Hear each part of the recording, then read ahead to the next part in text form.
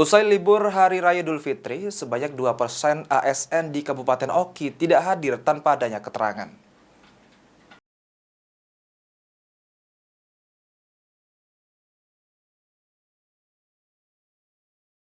Pasca libur panjang Hari Raya Idul Fitri, Bupati Ogan Komering Ilir dan Inspektorat Oki melaksanakan pengawasan kinerja dan kedisiplinan aparatur sipil negara di lingkungan pemerintah Kabupaten Oki.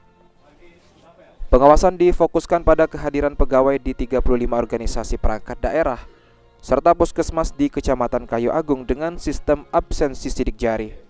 Inspektur Inspektorat Oki Syaparudin menjelaskan, dari total 1.357 pegawai yang diperiksa, sebanyak 1.288 pegawai tercatat hadir, sementara 67 lainnya tidak masuk dengan rincian 6 orang sakit, 2 orang izin, 32 pegawai cuti, dan 29 orang pegawai tidak masuk tanpa keterangan.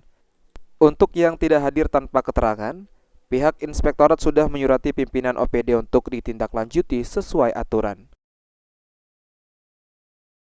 Pada hari pertama tanggal 8 April kemarin telah melaksanakan pengawasan di seluruh OPD Kabupaten Oki, dan berdasarkan hasil pengawasan kami bahwa ASN atau pegawai di Kabupaten Ogan Komering Ilir itu tingkat kehadiran di hari pertama pasca libur Idul Fitri masuk lebih kurang 94,9%.